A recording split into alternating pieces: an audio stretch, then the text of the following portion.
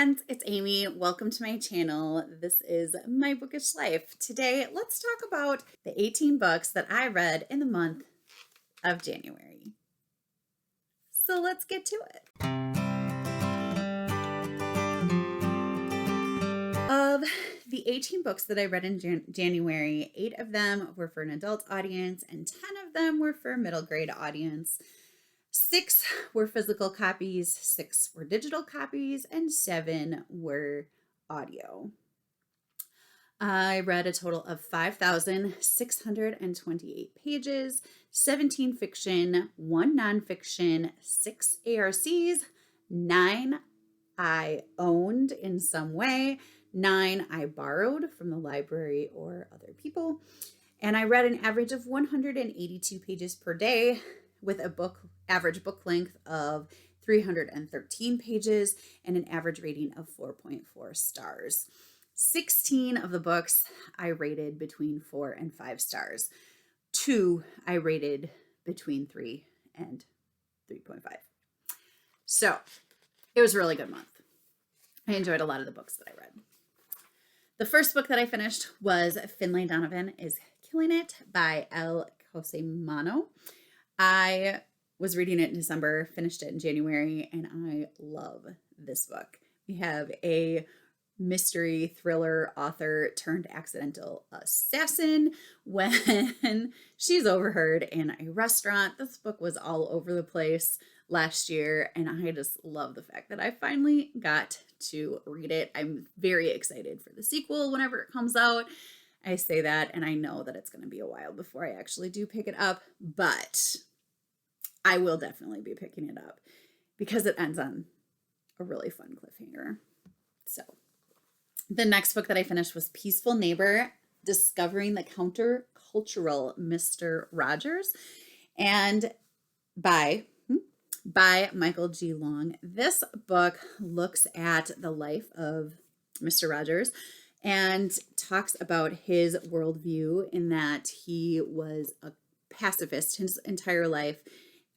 He felt that war was a form of child abuse, and he just worked his entire life to make the lives of children better. I loved Mr. Rogers when I was in preschool. It was the highlight of my day, going to the babysitters and watching Mr. Rogers' Neighborhood and Sesame Street, and it was just so fun. It's amazing how little I actually remembered of it, though. I remember a lot of his neighborhood conversations, but not so much the King Friday stuff. And the book went into depth explaining some of those scenarios and stories that I don't remember at all. And it almost made me want to go back and find Mr. Rogers' Neighborhood somewhere to watch it. It was a very good book. I really enjoyed it. Listen to it from HOOPLA. So it was really good. Oh, and I read it. I read it for the Read Your Shelves challenge by Chantel Reads All Day. I realized that I didn't actually own it, and I used it for my Read the Shelves challenge. However, I just didn't have a book that fit that I wanted to read, and I saw this on HOOPLA, and peaceful is a quiet word. So whatever, that's the one I did. Next, I finished Well Played, which is book 2 in the Well Met series. Loved it so much. Well Played is Stacy's love story. I only gave it 4.5 stars because I didn't like the mistaken identity trope. It's just a little much for me, especially when there's that level of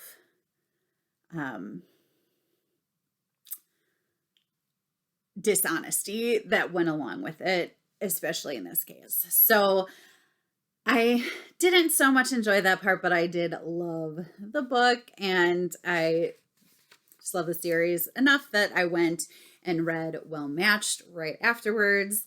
This is the love story between Mitch, who is just the best character ever. I just really love him, and April. Now, April, I'm just going to go off on this little tangent, and I don't know. Maybe I'll keep it in, maybe I won't.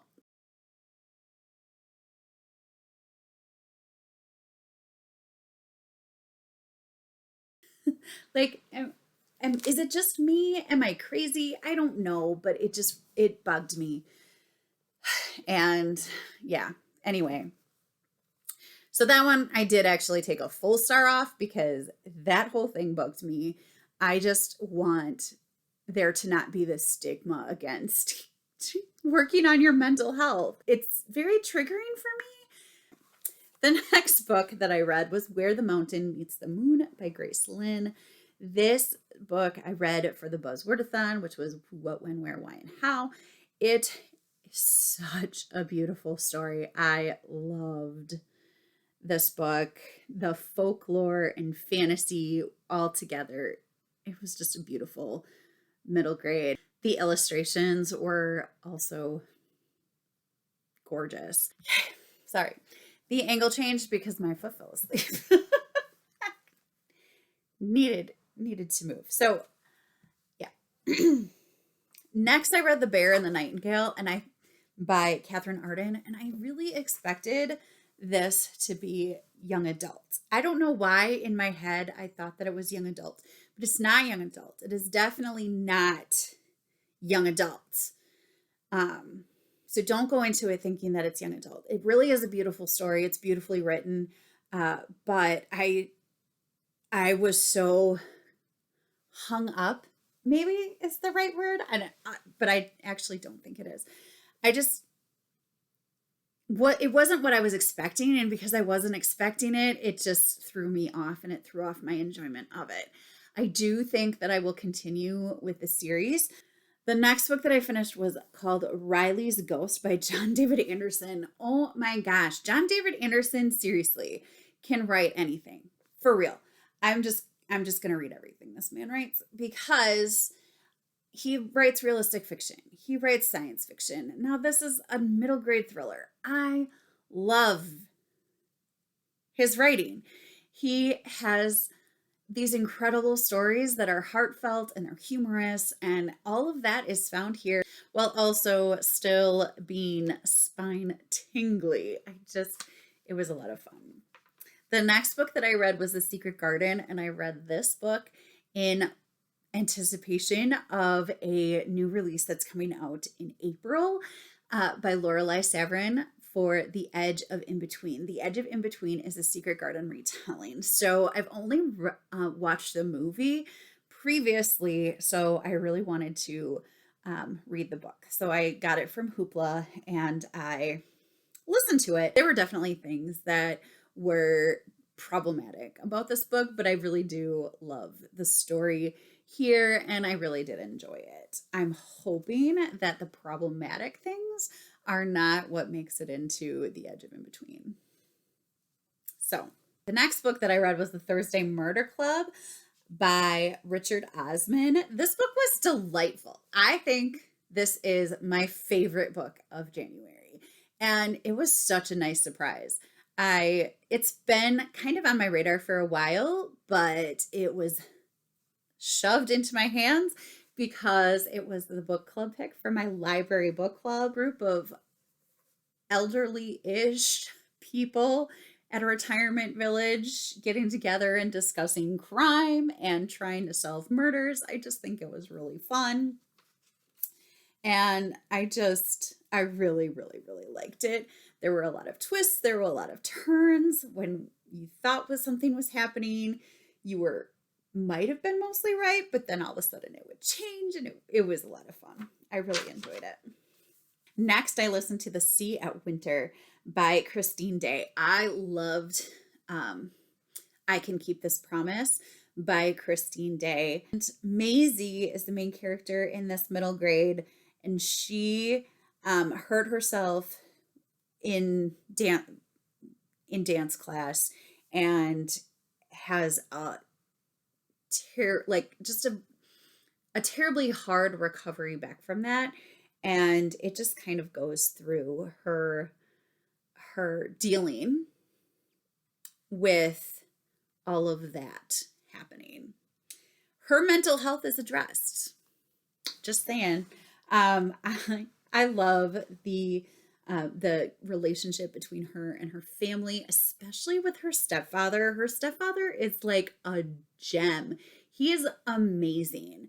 So wonderful. And the characters here were just written really well. And I just really enjoyed it. The next book that I finished was an ARC, and it was PAWS, Gabby Gets It Together by Nathan Fairbain, illustrated by Michelle Assarasakorn. And this book was really cute. Gabby, Priya, and Mindy all love animals, but they can't have pets because of parents or where they live or whatever. So they decide to start a dog walking business together, and they have all of these things that they need to troubleshoot. I love their relationships with their parents and how their parents help them to troubleshoot all of these things, and they aren't just kind of left to their own devices trying to figure things out. And I just really, really liked it. It's a graphic novel. The illustrations are beautiful, and it was a lot of fun.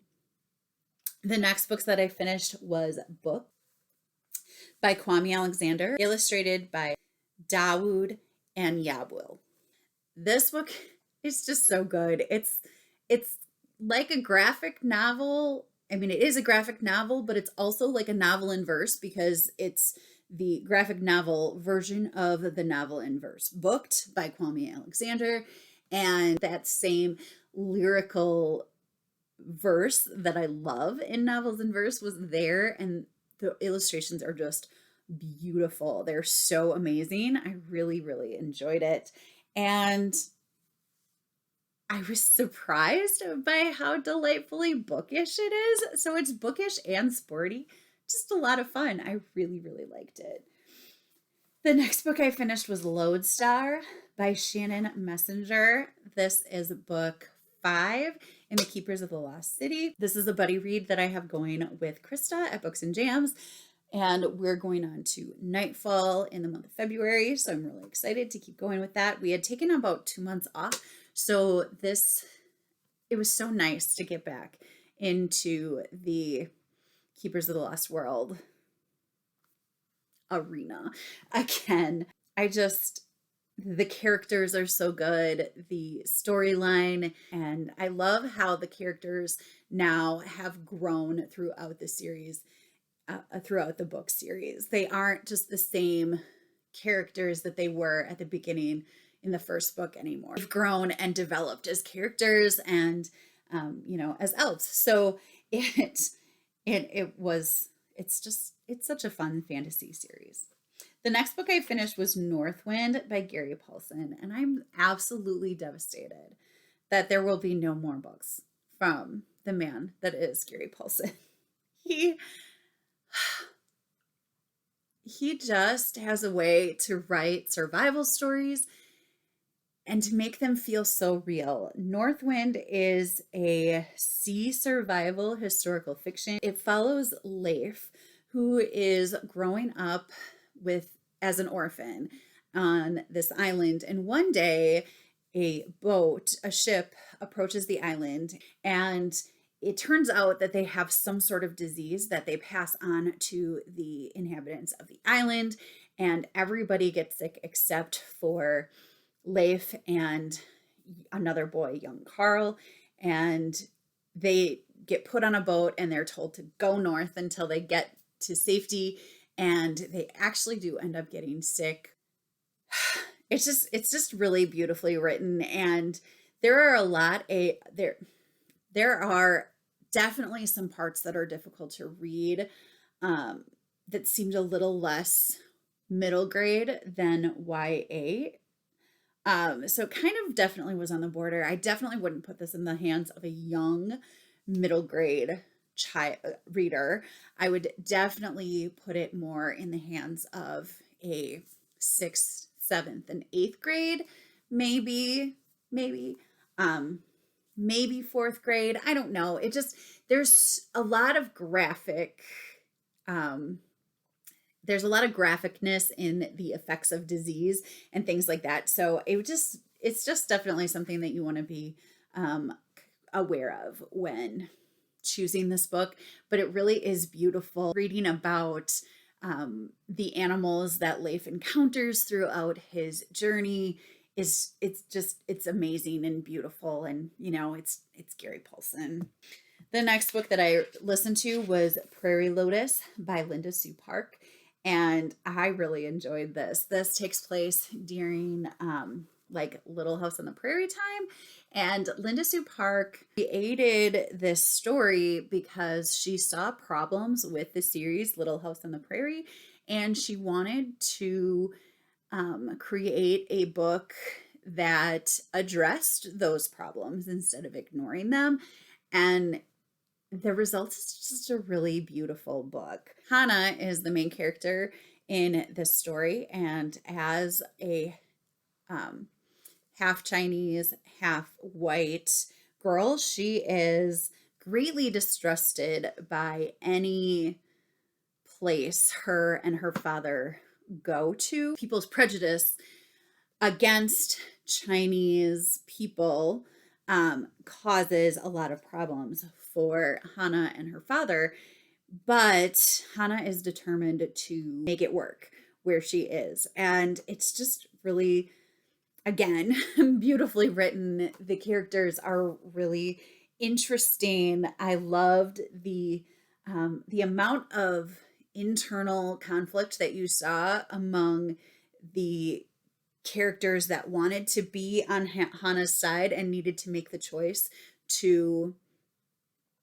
rise above what was expected from them, because what was expected of them was wrong. So the amount of internal conflict and the amount of societal conflict was just really interesting to read and felt really authentic coming from Linda Sue Park. The next book that I finished was The Underground Railroad by Colson Whitehead. I am really glad that I have finally read this book. However, I did not like this book.